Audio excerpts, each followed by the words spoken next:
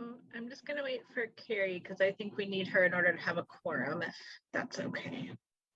We, Jenny, we do have a quorum now, but Carrie should be joining us in just a minute. So let's hold on for one more minute anyway. Okay, perfect. Oh, good. I was missing someone on my little screen. So good. Thanks for all being here.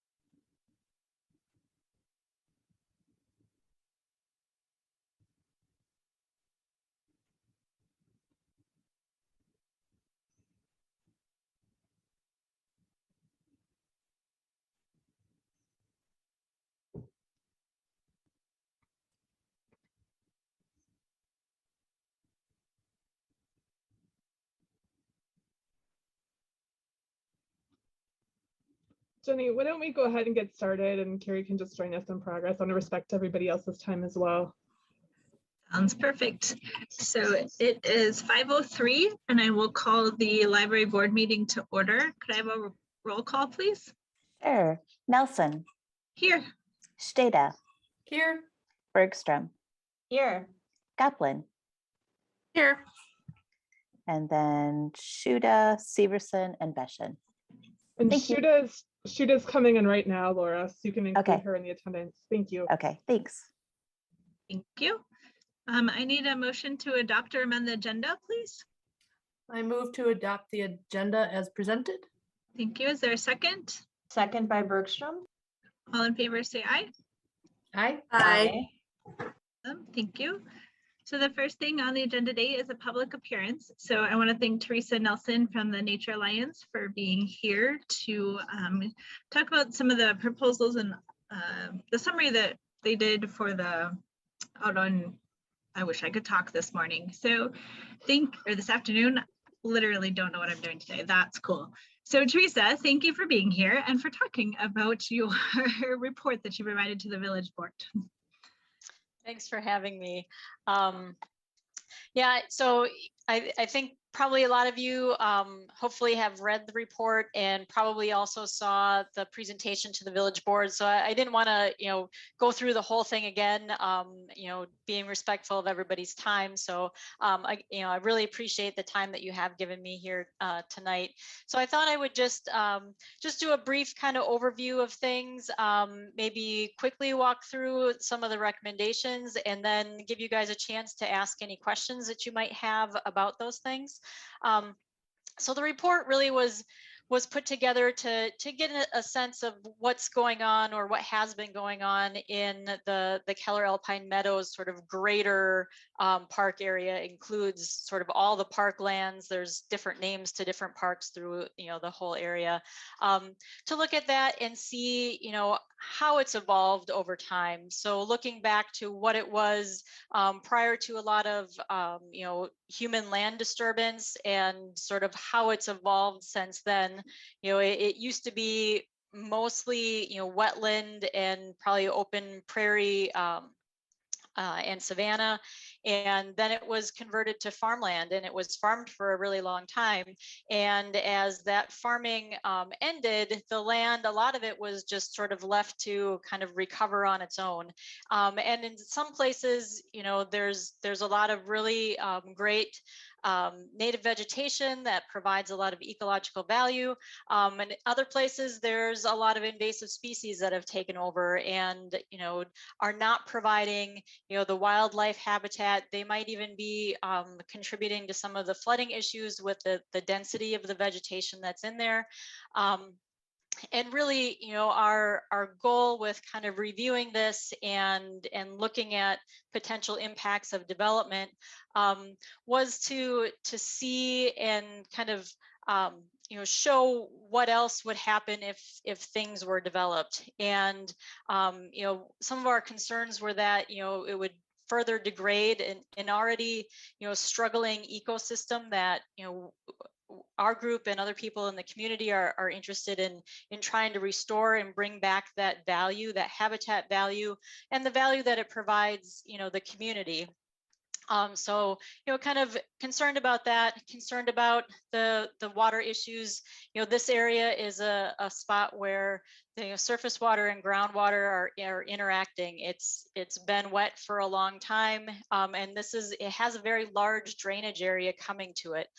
So concerns over, you know, just additional water in an already troubled area. And, you know, with the idea of trying to restore this area, you know, any development and how that would impact the restoration efforts. So that sort of led to some of the recommendations that we had.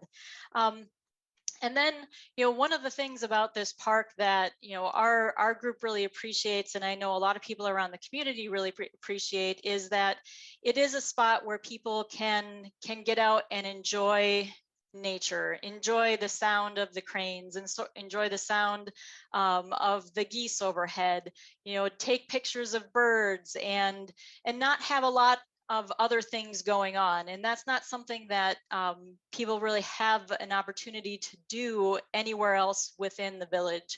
You know, there's other parks, you know, there's county parks around, but this really is a spot within the village that I think people really enjoy for that kind of recreational value. So that, you know, was one of our concerns as well. So, you know, with that, you know, looking at the potential of the library going there, you know, we put together some recommendations to try to mitigate some of those concerns. So, and I know some of them are being put into the MOU and some of them were not exactly specific to the library. So I do understand why some of those didn't. But one of the ones that didn't make it into the MOU, but we did have listed, was just the concern about the proximity of the development to the wetland areas.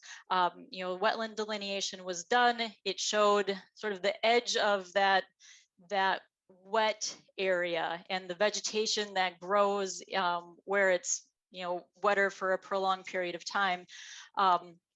One of our concerns is that, you know, the general setbacks for wetlands are usually set so that they water quality is more of the issue that's of the concern.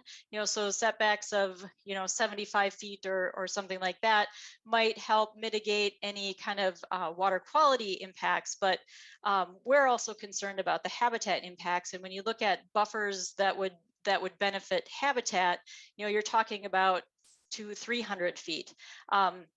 So that was one of the concerns. And I know, you know, the location where the library is being, you know, going to be going now is probably going to be closer. But that's just, you know, knowing that that's one of our concerns and being able to have that, you know, vegetated buffer between the development and the wetland edge. The paved path and the continuous loop was something that we were concerned about as well. And you know, I think this has been talked about quite a bit, how people enjoy being able to take their kids there, not have to worry about crossing traffic.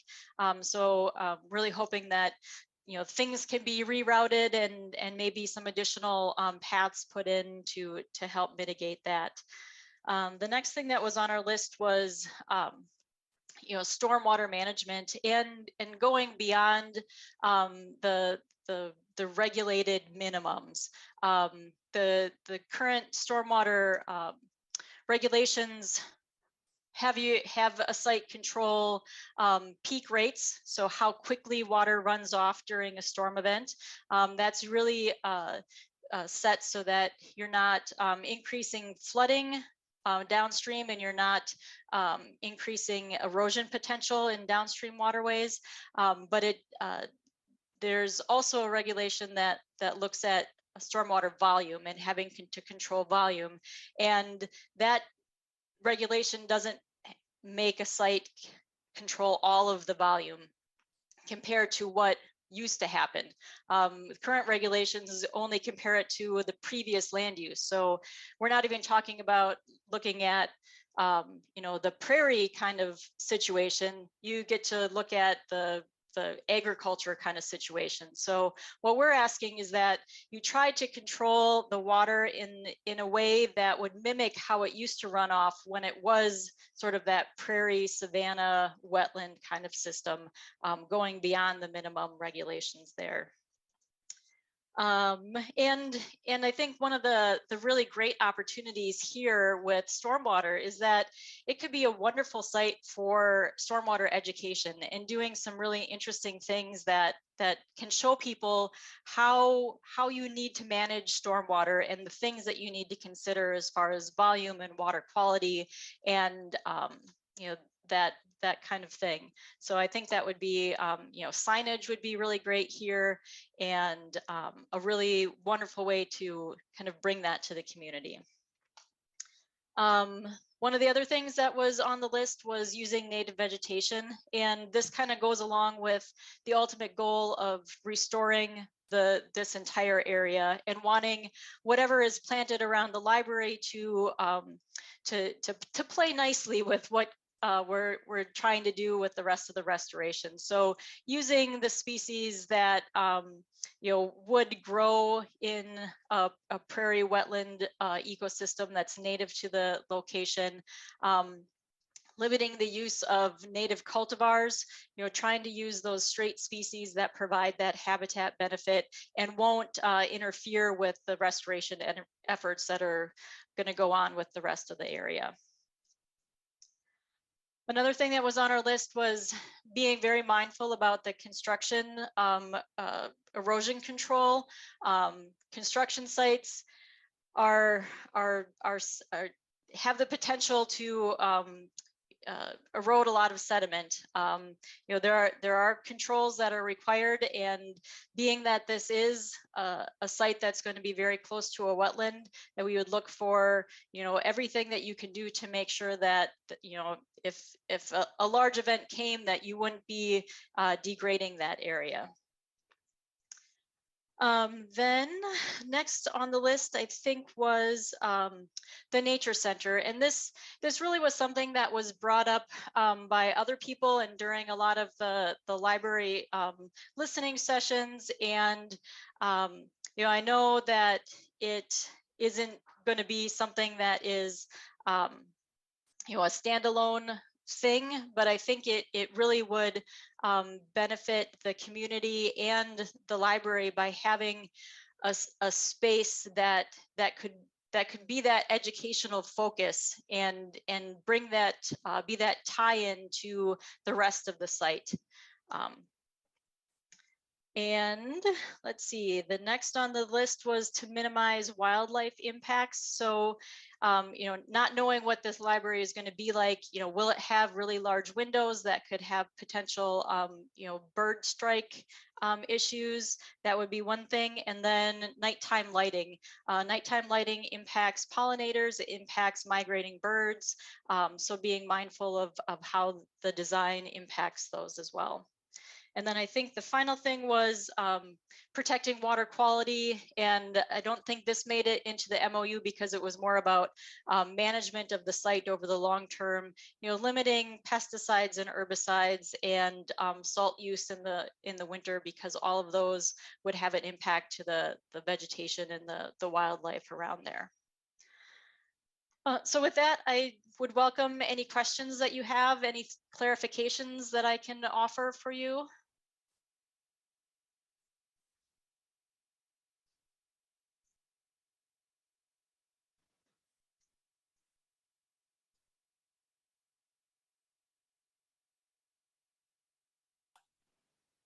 Thank you for coming to share, Teresa. I know my family and I enjoy that area just as much as everyone that was coming to speak. So I appreciate your expertise and you sharing these details with us. Yeah, I was going to say the same thing. So much work has gone into this and we appreciate and acknowledge that. And I am thankful that we have people in our community who care this much about the wetlands and about that area at all. Thank This you. was an outstanding report. So thank you. And I think similar to what we've done, Teresa, with the schools, it'll be good to continue to connect with you throughout the process, you know, and make sure that we're staying on target, because you and the group they're such an important resource. Yeah, thank you. I'd be happy to, continue the discussion as the planning, goes along. However, we can help out. Awesome. And I also want to just say thank you to Teresa. We did, our building committee will be meeting coming up for the first time in a long time. And this document was shared with them and we'll probably again be, engaging Teresa again with that group in the future.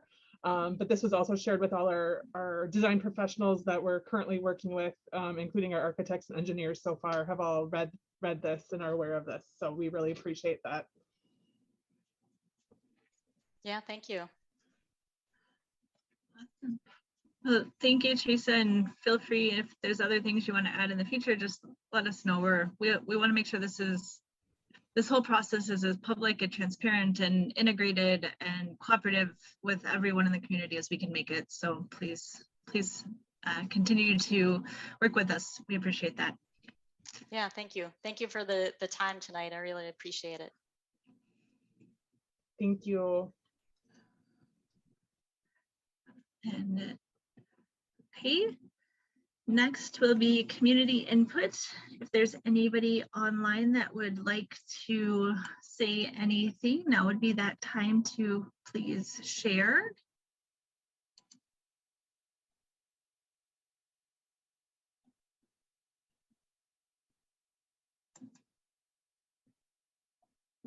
Okay, I'll say that we're good there. I need a motion to amend or approve, hopefully, the special meeting minutes from January 26th. So moved by Goplin. Is there a second? Second, Stata. All in favor, say aye. Aye. Aye. Okay. And then next is approval of the meeting minutes from our last library board meeting, February 9th. So moved, Stata. Is there a second? Seconded by Goplin. All in favor, say aye. Aye. Thank you. Okay, next is review and payment of bills. So I need a motion to approve the bills and then we'll kind of go through them if that's okay. So moved, Stata. A second? Seconded by Goplin. Jennifer, anything major, any questions? I don't really have anything I want to highlight. If anybody has any questions, I'm happy to answer them.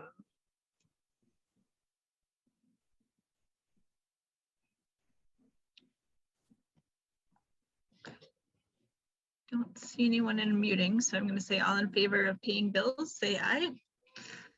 Aye. Aye. Opposed? Okay. Next is the amend the memorandum of understanding. So this is a slightly different version than I showed you as the drafts at our last meeting. Martin's memo does a great job of kind of highlighting the changes that were incorporated in this last version. And one of the main changes was the motion we talked about last time to engaged the language about the Nature Alliance recommendations, which I can pull up if I can get to the correct page. That's number C here. The one clarification was about the nature center recommendation, just to interpret that and provide more guidance as to what that means. Not necessarily a standalone facility or even exclusive space, though it could be, but you know, more just incorporating elements of nature both inside and out the facility. I'm happy to try to answer any other questions you have about the changes. Otherwise, the village board did approve this. And so if we approve it, we'll have a new site and we'll have a new agreement with the village, which would be great.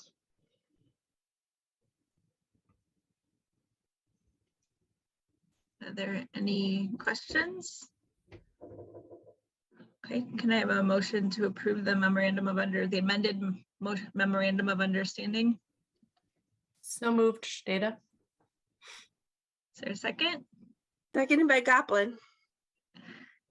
Any discussion, questions? Carrie, I want to make sure you're good, being our lawyer on the crew. Yeah, I'm sorry. I didn't get, I misplaced my packet, and Jennifer and I had a little trouble going back and forth. So I'm just glancing at it really as we speak, but looking at his memo, it doesn't seem like there's any changes that I'd object to from the previous one. I do like that they took out that bit about the section regarding use of the new library. So I'm fine with it. So all in favor of approving the amended memorandum of understanding, say aye. Aye. Opposed? Excellent. Thank you all. Next, I think it's the CSM Services agreement. Jenny, we're on the AIA agreement with the architects first. Excellent, the AIA agreement. Sorry, I'm trying to bounce between things here. Yep. And Jeff Vine is here. There's a number of building items on the agenda, and he can explain all of them way better than I can. So you might hear from him in a second, but this is just the AIA agreement that is for the architectural and engineering services for our project. The village board did approve it on the 21st of February, except for Article 13.2.2. And the reason they excluded that is because the document was not provided to us in advance for attorney review. And so we just adopted that. Manages, Jeff, what is it, digital transmissions?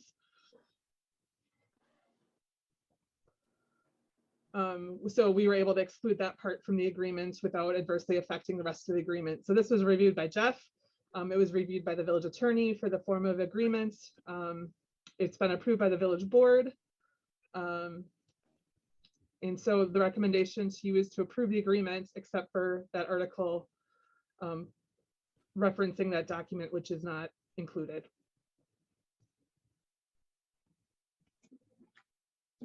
Does anybody have any questions?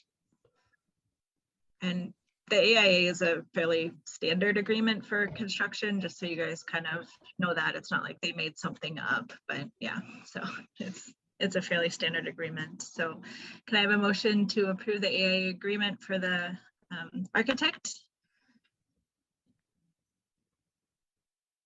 So moved, Carrie.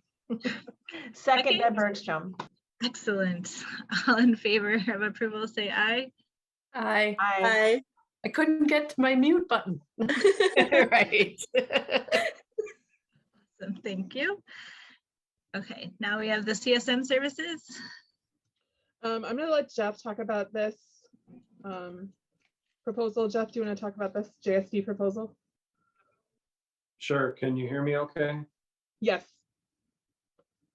So there's two existing pieces of property out there. When we look at this whole site that we've been studying for months, there's a property line that comes through from east to west, roughly where the road intersects. So kind of like halfway up the 12-acre parcel.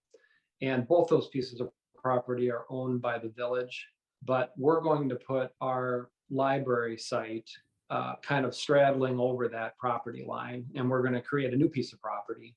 And then the old village property will become a single piece of property that kind of wraps around the roughly 4 acres that we're going to use for the library. So this CSM is just surveying and legal documents to create that piece of property, the boundaries of that piece of property that the library will own and control, and then it'll by default create the leftover piece that remains the village property. So we'll finally have a piece of property born once we get this work done here in a few weeks. Will we get to put our sign back up that says like future home of? I was running past it today and was wondering if we were going to be able to like celebrate every time I run by or not. We haven't one of the- quite, we're a little shy to do that right now. Oh, I'm not. One of the things is the sign we had the rendering for the old library, and one of the things we're doing is exploring different designs to make sure that it best fits the site. So we're looking at, does 1-story make sense? Does a modified 2-story? Does a hybrid? And so the image showing what the library looks like might end up being different from what we had planned for the other site because it's a different place. So that's why we can't just move the sign right now. You could sidewalk chalk if you wanted. Like while you're there, you can bring your kids and like be like, home of the library. I think that would be okay. Yeah, a homemade sign by Coral. That's probably what you're gonna get. Just to elaborate on what Jeff said, the approval process for the CSM is we will probably have to have a special meeting to approve it because we want to make sure we have your kind of blessing first, because whatever property is carved out as the property we're going to have both for now for stormwater management, for the new facility, for the geothermal, and then also for future expansion. So Jeff will make sure that that's kind of planned into what space the CSM includes. And so then basically the intent is whatever piece of property we get at this point would be serving our needs for a long time into the future, so that we don't have to, 30 years down the line, go through the process again of changing property borders and things to try to get it right now. So the first step of the approval process is to go to the plan commission after us, and then the village board would get final approval of that after plan commission approval was made. But this tonight, all you're approving is the professional services to have the surveying work, the professional work done to prepare that. Are there any questions? Okay, I would take a motion to approve the CSM for the site. So moved by Goplin. Is there a second? A second by Bergstrom. All in favor, say aye. Aye. Hi. Opposed? Okay, thank you.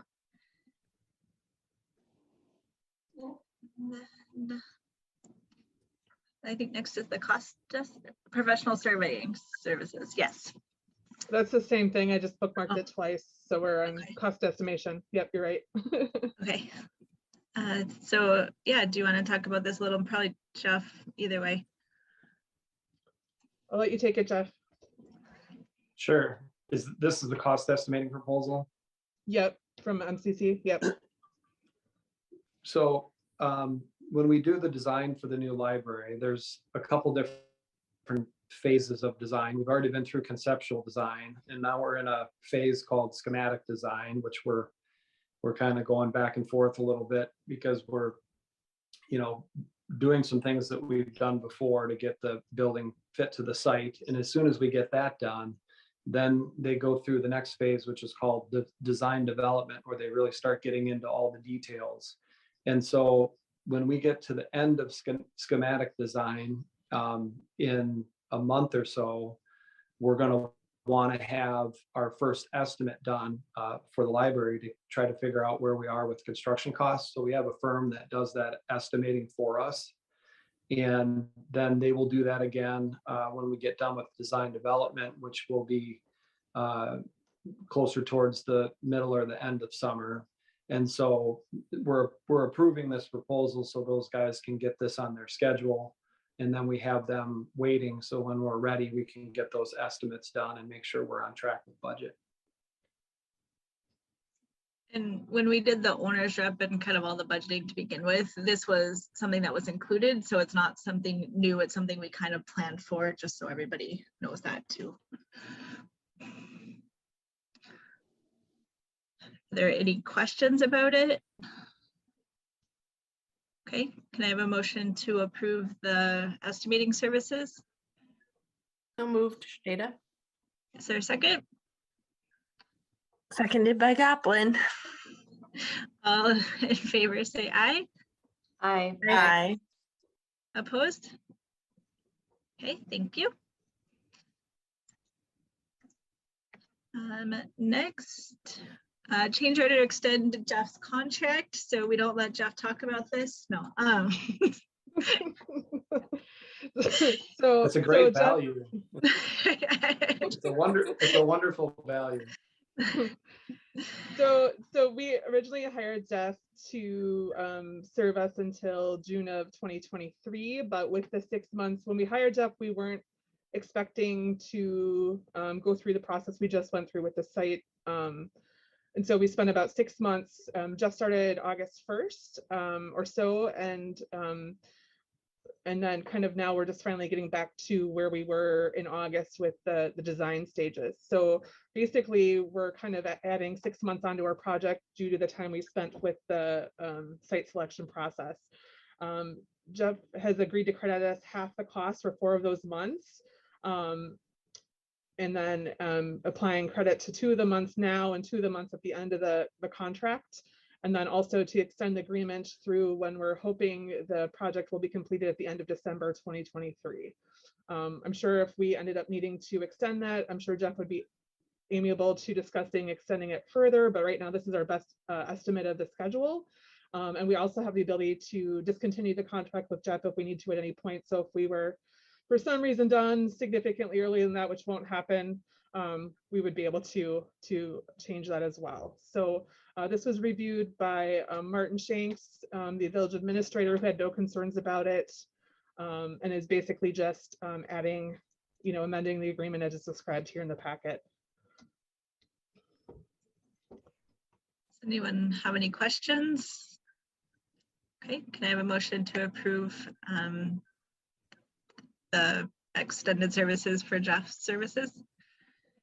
So moved by Bergstrom. Is there a second? Seconded by Goplin. All in favor, say aye. Aye. Aye. Awesome, thank you. Next is the next steps for the library project. This is exciting. And we'll probably just have Jeff do just a brief report at the beginning of each meeting so he can move on with his night. But moving forward, we'll probably have him do that. I didn't ask him to do that for tonight, but I'm gonna just put him on the spot and ask him if he can just kind of highlight what's next for us.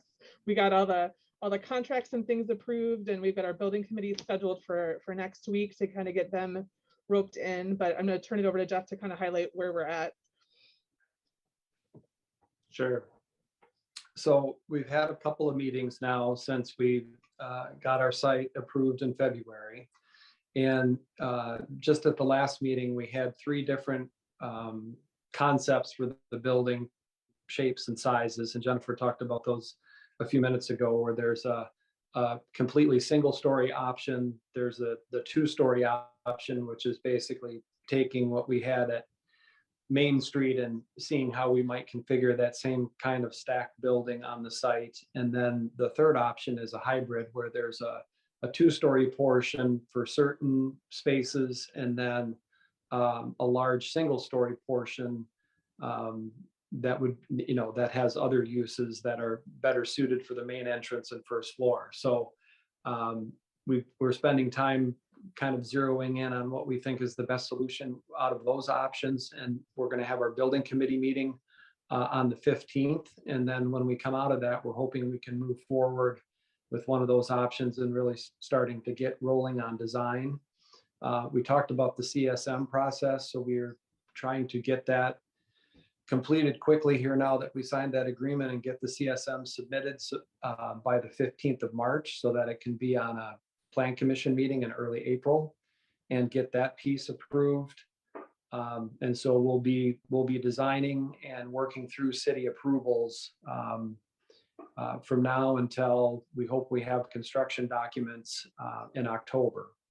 So there's lots of things going on, but it's very exciting. We got some sneak previews of some 3D renderings and some views of the site that the architects have put together, and already we can tell it's just going to be super fantastic. I think people are going to be blown away by what we end up with here. So it's very cool.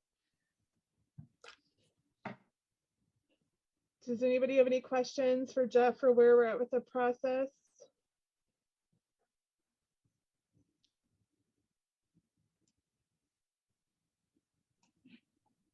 Awesome. All right. Thank you Thanks, so Jeff. much, Jeff. You're welcome to head on with your night. We appreciate you tuning in with us tonight. We are thankful for that. All right. Thank you. Take care, everybody. Thank you. Bye. Next is a correction of program statistics for the library annual report. So they did a nice spreadsheet that makes it so simple that you don't even have to think about reporting these numbers, except for when you accidentally print the sample tab instead of the actual tab that auto calculates things for you, and you don't realize it until afterwards.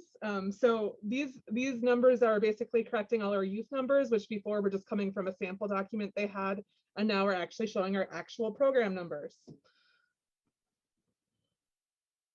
So I guess I would look for a motion to approve these corrected statistics. They're not sure, they're trying to talk to the DPI and see if the DPI actually even wants to know these. But I would like you guys to approve them so that we have a record that these are the corrected numbers officially, whether or not they allow us to update on their end. I have a motion to approve. Stata. Second, I'll Second. second. Oh, Carrie, you go ahead this time. Okay, Coral. Carrie seconds. All in favor say aye. Bye. Excellent. Next is the nominating committee.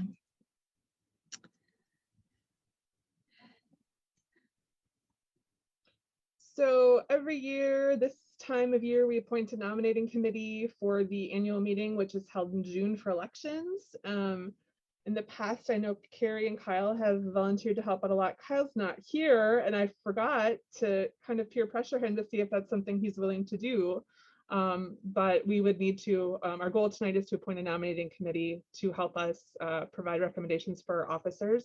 Again, nominations can also come from the floor, so if somebody isn't nominated and wishes to put their name in at the annual meeting, they can do so. So if I can just jump in, I would add that the way we've been doing this for the past few years is Kyle actually has a wonderful spreadsheet, and one of those survey forms, I forget which one he's using, but it just goes out to everyone each year. And although I haven't spoken to him about this either, I feel pretty confident that he would be happy to send that around again. So my suggestion would be is that we go ahead and appoint him in absentia, and if he's got a real problem with it, then, we can always talk amongst ourselves and come revisit this again next month. Is there someone that'll help him as well? So I can appoint two people. I usually help him, Jenny. Okay. So, and I'm happy to do that, and I'm happy to touch base with him and make sure he's okay with it. Perfect. So I would say that I would appoint Kyle and Carrie to the nominating committee. And if anyone else wants to join, they're more than welcome. Nobody's like raising their hand and jumping up and down. So, I will say I will appoint those two unless Kyle has a crazy. I know he's dealing with some personal things, but so if it doesn't work, we'll find someone else as well. But for now, we can do that. Do we need to vote on that, Jennifer? Let's vote on that. Yeah. Okay. So all in favor of Kyle and Carrie being the nominating committee? I need a motion, I guess. Or I'll make the motion. Do I need a second? I'll second you. Okay. And then all in favor say aye. Aye. Excellent. Thank you. And Jennifer, I just want to make sure, I don't think I can be president again. Just so when we're doing that nominating. Yeah, well, I'll look at the bylaws. I think there's a number of terms that you can be president. I was going to double check and I didn't get it through that on my list, but I will double check that for you. Okay, just so yeah, when they're kind of sending out that note, they know that for people to know.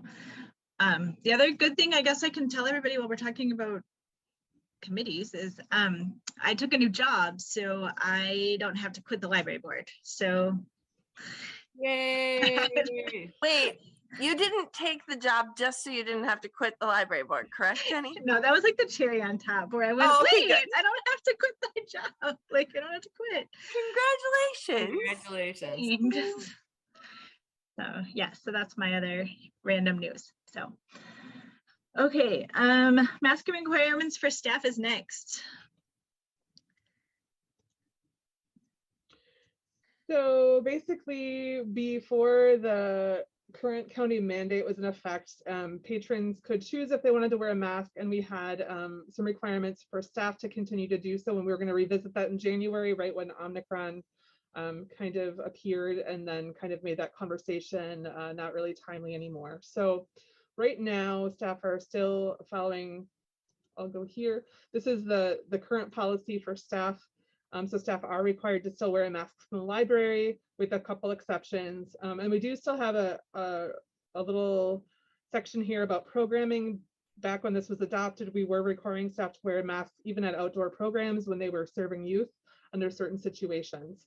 It would be my recommendation to at least remove the masking requirement for those outdoor programs, regardless of what else we choose to do tonight. But we did want to take some time tonight to discuss if we want to keep the masking requirement for staff at this time, or if we wanted to make it optional for staff like it is for patrons based on current public health guidelines and situations. So I will just stop talking and open it up for discussion. Jennifer, is there a feeling from the staff that, you know, one way or the other? I guess I would like to understand that a little bit if you know. Yeah, we have staff that are on very different ends of the spectrum. We have some staff who feel very uncomfortable that patrons are even in the building without masks, and that makes them, you know, a little nervous, which is understandable. We do have some cancer survivors and people that are immunocompromised, so those are considerations for their health. We also have staff that, you know, prior to the county reinstating their mask mandate were ready to, you know, have that requirement go away. So I think we have a few people on each end of the spectrum and a lot of people in the middle at various places. Our staff has been really wonderful. So if we decide to wait, I think they'll be understanding if we wait to decide till next month. But I also think that if we do take away the requirement, they'll also be very respectful of other staff who make different choices than they do as well. So I feel like our staff will do well and be respectful and compassionate regardless of what direction we go tonight.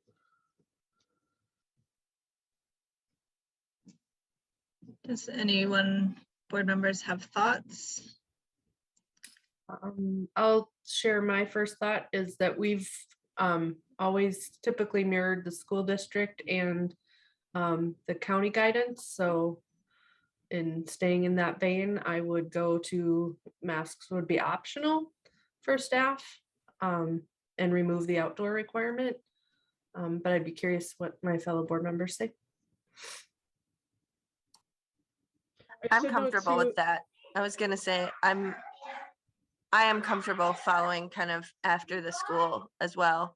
I think it's a reasonable approach, and it kind of makes sense overall in our community too. Sorry, Jennifer, I didn't mean to cut you off. Oh no, I forgot to mention that the other village departments are not requiring masking anymore, except for the senior center, which is setting its own requirements based on the transmission level, which is currently high according to the sign on the door.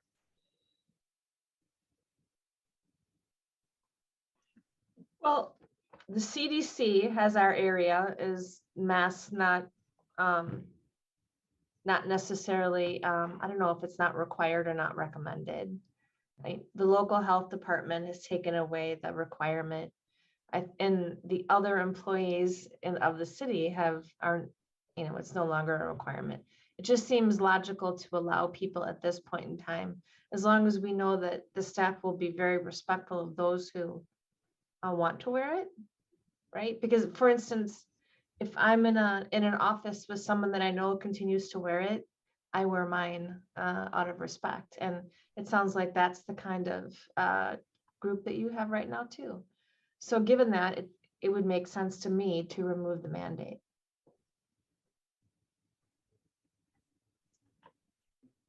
Carrie, does you have thoughts? Yeah, I mean, I'm always for following I think we have a really good public health department here. And so I'm always for following their recommendations because I think they keep really on top of it. So I'd agree with going along with that. So it sounds, from what I'm hearing, that we would remove the requirement for outdoor masking and we would set the requirement for insides as optional for the staff as they feel comfortable. Does that? So I would take a motion to, I would take a motion if someone would make it. Guess we'll make it me. There's second. I'll second this, Carrie. Any further discussion?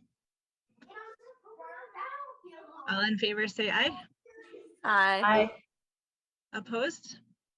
Okay, thank you. Next is amend the COVID-19 policy. So this is a policy we put in place right when we were reopening to the public for the first time last May to try to make sure we were ensuring safety of staff and the public. So I have some recommended language changes here. Based on the action you just took, we would keep the striking here about masking for staff. We, at points, were limiting capacity and limiting duration of visits.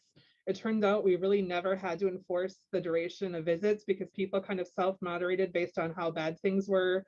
It tended to stay not very long when case numbers were high for the most part. And then because it happened so infrequently, our staff really never really went to enforce that. So I would recommend that be removed, but we do have language here that we could limit length or capacity should public health circumstances warrant in the future. It would still allow us to do that, but just takes out those specific limits that we had set previously.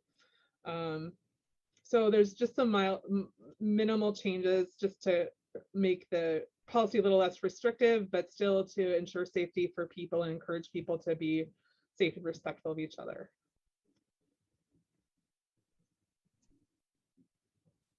Any questions?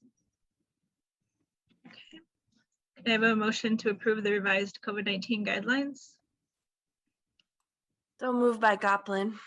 Second. Second by Bergstrom. All in favor, say aye. Aye. Opposed? Thank you. Our meeting location for the next meeting. So we've had that continuous conversation about whether to stay virtual or to return in person. I know one community member did mention they were having some technology challenges and did want to attend our meeting tonight. So it is a consideration. We never want that to be a barrier to participating in our meetings. So, that would be one encouragement in the direction of returning in person. Right now, the best space for us to meet, I think, is the senior center because their setup is so great for board meetings. It's actually bigger than the space we had in the Sue Ames room. So that's probably the space I would encourage us to use for in-person meetings when the time is right, pending availability of that space. Are we good for going back to in-person meetings? I mean, I'm not gonna lie, I really like being able to run home and get on my computer, but I think it's also important to be able to have the public available, but I want to make sure everybody's comfortable and we're ready to go back. I will second Jenny that this is very convenient for me, but reasonably speaking, I think we're probably in a good position to go back at this point. Tragically. The one question I would have is, would it be possible to allow perhaps not board members, but the public to still watch the meetings via Zoom, even though we're most of us are in person? I don't know. So I will talk to OCA Media. They'll of course continue to be invited to the in-person meetings. I know it may affect how they staff those meetings. They have filmed things for us at the senior center before. So I'm hopeful that would not be a barrier to them, but it would be very difficult with the technology and staff we have right now to do a Zoom and in person. Okay. I'm not sure if the sound would, if it would be hard to be able to see things. I can explore that a little bit more, but it's just, there's so much going on. I'm not sure we can Right. make it a quality attendance experience, and that they might be better off. They could come in person if they needed public comment, but they might be better off watching the recording if OCA Media were to be able to continue to live stream those or record them and upload them later. Okay, that makes sense. I don't want to complicate the matter, needless to say. You do have a lot going on, so. The new Village Hall, they are looking at technology that would allow for both live and virtual attendance. So if they were able to incorporate that, we could look at meeting there until the new library opened to allow that. But right now, we just don't have a place that can do that. Sure, let's just leave it till down the line then. That makes sense. Okay, so Jennifer, can you look at the live or the senior center location and see if it's possible for the next meeting then? Yes. Okay. I don't know that we need a motion for that. I think that's just good discussion. So thank you guys. Committee reports. So like we talked about earlier, the building committee is meeting next Tuesday. They'll probably have some pretty frequent meetings for the coming few months, just to make sure we get everything in the project off on the right foot.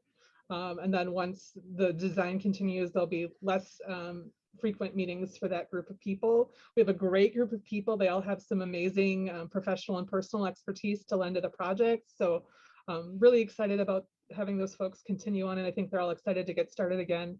We did give them a chance to opt out if they had some lag in when they signed up for the project, and everybody chose to continue on, which is great.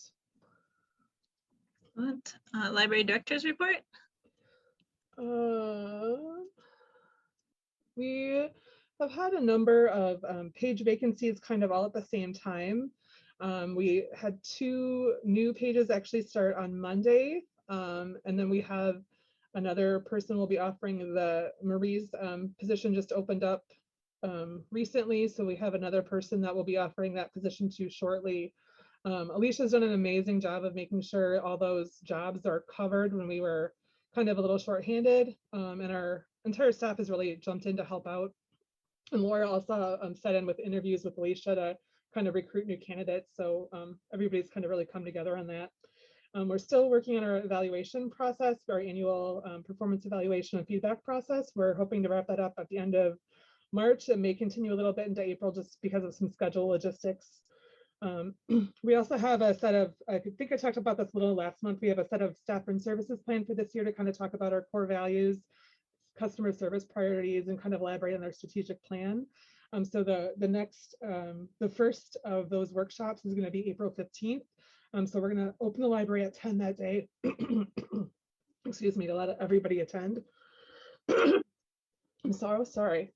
And then there's a couple of pandemic things that keep rearing their head. So meeting room space is something that the community has really started to call and ask for more often. And this is really kind of at odds with our need for more staff space. So we really need both of those spaces, and they're both very important. And so we're trying to sort through, can we open up the meeting room again, and what does that mean for staffing, and how to do that, and the timing, and how the Village Hall move might factor into that. So I don't feel like we have an answer yet. We're still sorting through that, but that's something we're working on right now.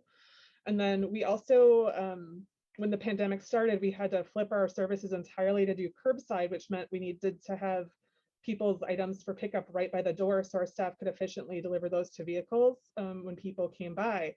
And now that we're having more families and children return to the library, the downside to moving those services is that it really impacted the children's area, which for a long time wasn't really getting used like it had been before the pandemic. But now we're really seeing an increase in needing to have those children's spaces be the level and quality experience they were before the pandemic.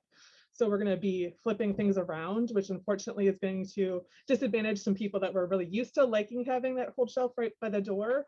But that children's area and having those children's experiences are so important that we're going to have to make that change probably in the next 4 weeks. We'll be working on implementing that and making that children's area more like it was before.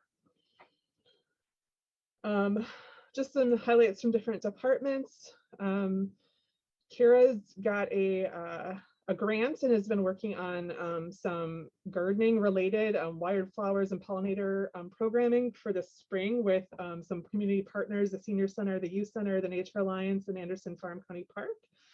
So she did an herb garden program in February, but there's a number of other programs coming up in April, especially in May, that are going to be really exciting and fun for all different age groups.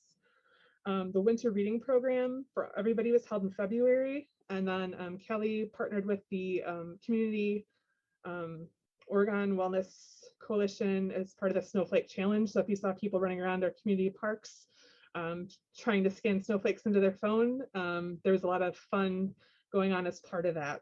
So that was great. And tech services, Laura's getting her notary. So we have most of our managers and info desk staff are all notaries now, so people can come and have documents notarized here at the library. And then a number of item processing, including seeds. So seeds is an interesting thing that we offer that people don't realize. We have a seed library in a card catalog, which is really exciting. So those are some of the highlights from tech services. And Alicia's, most of her time was spent either recruiting pages or filling in for pages. So that's kind of what's going on in her department. Are there any questions? Thank you. And we have our program calendar. Again, there's a lot more. We have our preschool open gym is back going at the school, which is a great opportunity. And a lot more fun stuff coming up in April and May. Do you think we'll have summer reading program at the library, Jennifer? Or do you think it's going to be virtual again? So a lot of our programs were really never able to be held at the library anyway, because most of them, even our big story times, just really don't fit in our meeting rooms very well. So even in past summer, since I started, a lot of those bigger programs were either at the parks or at schools when the school facilities were available. So Kelly's working on that. And I think we'll probably do a lot more in-person stuff this year. There may be hybrid options too. So we might try to, partner and find a way to have those available in another way if possible. But yeah, I don't have a for sure answer on that right now. Awesome. Okay, next is communication. So village board announcements. I know Carlene's not here. I know they approved the MOU and they approved the same contracts that we did at their meeting. Jennifer, I don't know if there was anything else. I think they did discuss a little bit about the land use around the library at the meeting on Monday. Yeah, that was one thing I just wanted to report on quickly. They did refer that to the Parks Committee for discussion. Since there's park recommendations, there's lots of different pieces that go together for that decision. And so they're right now seeking input from the Parks Board, which met last night, and the Parks Board will be discussing it at their April meeting. So that's where that is at. School district, Dr. Bergstrom. Oh, we had a nice community engagement on Monday night to talk about serving our students and families today and tomorrow. And it was wonderful to not speak of the pandemic, but to speak of students and teaching and learning and the importance of great teachers in every classroom. And it was nice. Not well attended, because I think that, it's difficult to get people on a weeknight, right? People have so many commitments, but we are getting a lot of feedback through the virtual option. And so that was a nice thing too. And many thanks to Library Board President Jenny Nelson. She attended. Thank you very much for being there. But that'll conclude our announcements for now. Thank you. It was fun. It was like one-on-one interaction. It was great. Thank you. So then our next meeting is Wednesday, April 13th at 5 p.m. We will hopefully be at the Senior Center. Is there a request for any future agenda items? Okay, then I need a motion to adjourn. So moved. Second? Second. All in favor, say aye. Aye. Bye. Awesome. It is 6 o'clock and we are done. Thank you, guys. Thank Yeah, you. great. Thanks, job. everybody. Bye now. Great. Have a Bye. great night. Okay. Bye.